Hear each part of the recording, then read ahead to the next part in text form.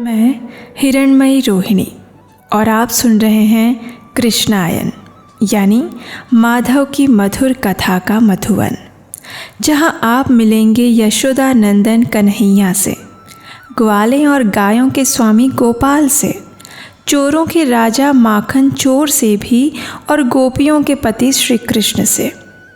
यदि आप यदुवंश के नायक द्वारिकाधीश से या फिर कुरुक्षेत्र के पार्थ सारथी से भी मिलना चाहते हैं तो वे भी आपको यहीं पर मिलेंगे।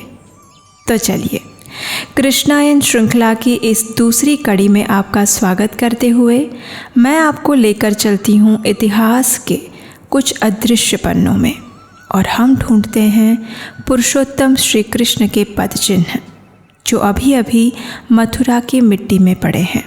पिछले भाग में हमने वहाँ तक का सफ़र तय किया था जब मंगलमय रोहिणी नक्षत्र में आषाढ़ मास के कृष्ण पक्ष की अष्टमी की मध्य रात्रि में परम भगवान श्री कृष्ण प्रकट होते हैं, पहले वसुदेव के हृदय में, फिर माता देवकी के गर्भ में और फिर कंस के कारागृह में।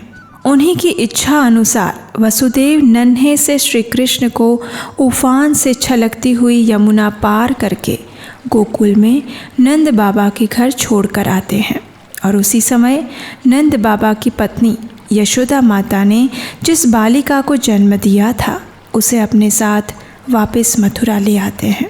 उसके बाद क्या होता है, चलिए सुनते हैं। वैसे तो वो अष्टमी की रात्रि थी, लेकिन ऐसा प्रतीत हो रहा था मानो संपूर्ण धरती ने अमावस्या का आंचल ओढ़ लिया था। और क्यों ना हो, आखिर भगवान की योग माया शक्ति ने अपना सुंदर मोहजाल जो बिछाया हुआ था, तभी तो वसुदेव की बेड़ियां भी छूट गई और कारागृह के सारे सैनिक भी सो गए। वरना कंस का भय ही इतना था कि सोना तो क्या, वहाँ के सैनिकों को उबासी लेने का भी अधिकार नहीं था। लेकिन सुना है ना, मयाध्यक्षेण प्रकृतिः सूयते सचराचरं हेतुनानेन कौन्तेय जगद्विपरिवर्तते। तो बस परम भगवान श्री कृष्ण की अध्यक्षता में उनके आदेश का पालन करते हुए योग माया के अधीन सभी मथुरा और गोकुलवासी जब सो रहे थे, तब एक ऐसी दिव्य घटना घटित हो गई जिसके विषय में किसी को ज्ञान नहीं था। उनकी नींद खुली तब जब वसुदेव गोकुल से वापस आ गए। उनकी बेड़ियां फिर से बंद गईं और कारागृह में पहले जैसा वातावरण फिर से हो गया। नहीं, पूरी तरह पहले जैसा नहीं, क्योंकि जैसे ही योग माया ने अपना जाल समेटा वैसे ही सैनिकों की नींद खुली, और जैसे ही उनकी नींद खुली वैसे ही उन्हें एक नन्हे बालक के रोने की आवाज़ सुनाई दी। घबराहट में हड़बड़ाए हुए सैनिकों को ये तो नहीं पता चला कि आखिर उन्हें नींद आई कैसे, लेकिन समय की मांग को देखते हुए वे तुरंत भागे उनके महाराज कंस के पास, और वहाँ जाकर उन्होंने कंस को वो समाचार सुनाया जिसे सुनने के लिए वह इतने महीनों से प्रतीक्षा कर रहा था। जैसे ही सैनिकों ने बताया कि देवकी ने एक बालक को जन्म दिया है, उसी क्षण वह उठकर अपनी शैया पर बैठ गया और जोर से चिल्लाया, आखिरकार मेरे जीवन का क्रूर काल आ ही गया। अब मैं उसे आज ही इसी क्षण खत्म कर दूंगा, फिर देखता हूँ कैसे वो मुझे मारता है। आवेश में आकर उसने ये तो बोल दिया, लेकिन उसके मन की किसी अंदरूनी परत पर परेशानी के बादल भी छा गए थे। ये सोचकर कि कहीं भविष्यवाणी सच हो गई तो तब तो उसकी मृत्यु निकट आ रही है।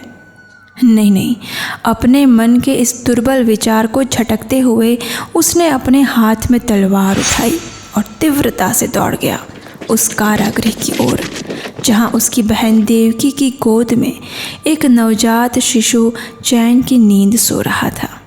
अपने क्रूर भाई के कदमों की आहट को सुनते ही माता देवकी सहम गई।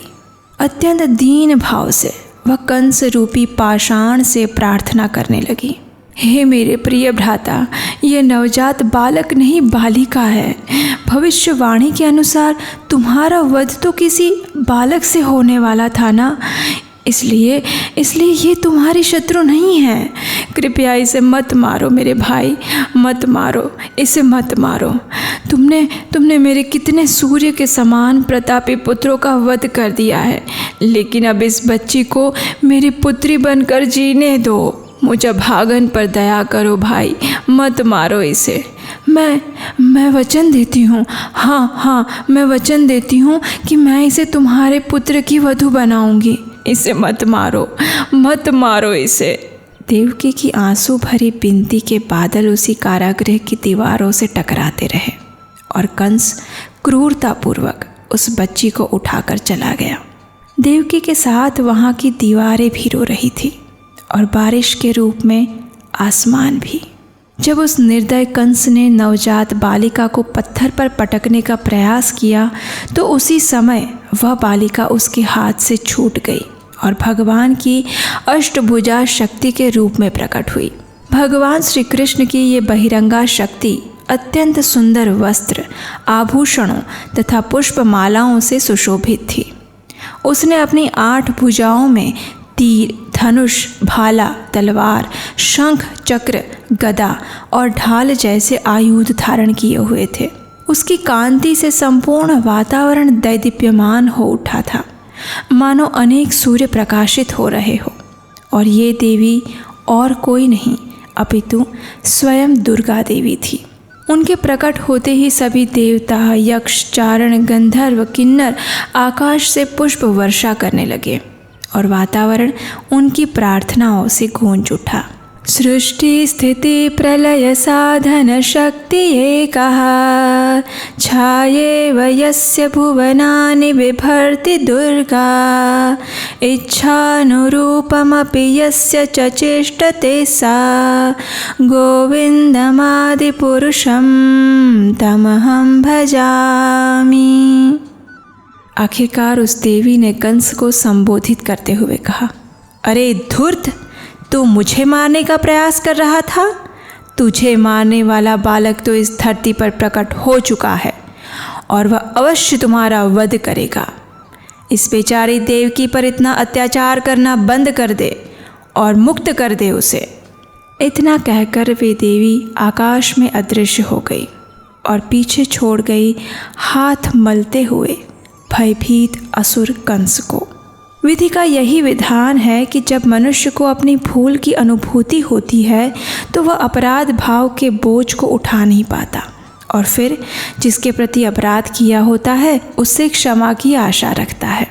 कंस ने भी यही किया। जब उसके हाथ में कुछ नहीं रहा तो उसने देवकी और वसुदेव के पास जाकर उनसे क्षमा याचना करनी प्रारंभ कर दी। आखिर उसे भी पता था कि उसने जो इतने नवजात शिशुओं की हत्या करने का पाप किया है उसका दंड आज नहीं तो कल उसे भुगतना ही पड़ेगा। कहते हैं ना, कर्म की गठरी लाद के जग में फिरे इंसान, जैसा करे वैसा भरे विधि का यही विधान। तो बस अब अचानक से उसे भगवत गीता का ज्ञान आत्मसात होने लगा। उसने देवकी और वसुदेव की बेड़ियाँ खुलवाई और उनसे हाथ जोड़कर प्रार्थना करते हुए कहने लगा, हे मेरी प्रिय बहन और बहनोई, मैंने अपने ही भांजों का वध करके एक असुर के समान कार्य किया है। मैं लज्जित हूँ। मैं नहीं जानता मेरे इस द्वेषपूर्ण व्यवहार का क्या परिणाम आएगा। संभव है कि मुझे नर्क में जाना पड़े, लेकिन मुझे आश्चर्य है कि ये आकाशवाणी गलत कैसे साबित हुई। उसके ऊपर विश्वास करके ही तो मैंने अपने प्रिय भांजों का वध किया। कृपया आप दोनों इन बालकों के लिए शोक ना करें। आप दोनों ही विद्वान हैं और जानते हैं कि विभिन्न शरीरों के ना रहने पर भी उनकी आत्मा का कभी नाश नहीं होता। आत्मा शाश्वत होती है, ये प्रत्येक व्यक्ति को समझना चाहिए। हे मेरी प्रिय बहन देवकी, इसलिए तुम इन बालकों के लिए शोक मत करना और मुझे क्षमा कर देना, क्योंकि ये कार्य मैंने नहीं किया था, अपितु ये पूर्व निर्धारित कृत्य था जो मेरे हाथों से हुआ है। मैं क्षुद्र हृदय हूँ और आप दोनों विशाल हृदय के हैं, इसलिए मुझे क्षमा कर दीजिए। और इस प्रकार कंस के हृदय में श्मशान वैराग्य उत्पन्न हुआ। जी हाँ, आप सोच रहे होंगे कि वैराग्य तो सुना है, लेकिन श्मशान वैराग्य क्या होता है ना? श्मशान वैराग्य अर्थात क्षणिक वैराग्य। तो बस कंस भी इस प्रकार ज्ञान की बातें करके अपने राजमहल वापस चला गया, और ये ज्ञान और वैराग्य उसके अंदर सिर्फ उसी दिन के लिए रहा। दूसरे दिन प्रातःकाल उसने अपने असुरों की सभा बुलाई और घटित हुई सारी घटना कह सुनाई। अब जैसे कि हम सब जानते हैं कि संग वैसा रंग, तो अब उसके असुर मित्रों से आसुरी परामर्श से अधिक हम क्या अपेक्षा रख सकते हैं। तो बस यही हुआ। जब उन्होंने सुना कि कंस का हृदय परिवर्तन हो गया है, तो उनसे ये सहन नहीं हुआ। उन्होंने कंस को अच्छे से खरी खोटी सुनाई और ये याद दिलाया कि स्वयं की रक्षा करने के लिए उसे किसी भी प्रकार की असावधानी नहीं बरतनी चाहिए और न ही किसी पर विश्वास करना चाहिए। उन्होंने कंस को ये सुझाव भी दिया कि कंस को दया दिखाने के बजाय उनके राज्य में उस दिन जन्मे हुए तमाम शिशुओं का वध कर देना चाहिए और सभी ब्राह्मणों, गायों और सज्जन पुरुषों को भी प्रताड़ित करना चाहिए, क्योंकि असुरों की बुद्धि के अनुसार भगवान विष्णु को शक्ति इन ब्राह्मणों के यज्ञों से प्राप्त होती है। और इस प्रकार लव मात्र असुर संग पाकर कंस के अंदर भी वह सोया हुआ असुर जागृत हो उठा और उसने आदेश दिया कि राज्य में चारों ओर सात्विक प्रवृत्तियों को रोक दिया जाए और ब्राह्मणों तथा गायों की हत्या कर दी जाए। बस फिर क्या था? अब क्रूरता और आतंक का एक नया अध्याय शुरू होने जा रहा था। लेकिन ये क्या? वहीं दूसरी ओर राज्य के एक छोटे से गांव में किसी उत्सव की तैयारियां हो रही थी। आखिर कौन थे ये लोग जो ऐसी मुश्किल घड़ी में उत्सव मना रहे थे और क्या कारण था? देखेंगे अगली कड़ी में। यदि इस कथा ने आपके हृदय के तार को छुआ है और इस कार्य में यदि आप हमारी सहायता करना चाहते हैं, तो स्क्रीन पर दिए गए नंबर पर आप हमें अपना आर्थिक सहयोग भेज सकते हैं, क्योंकि इससे हमारी टीम को उत्साह मिलता है और आपका प्रेम भी। हरे कृष्णा।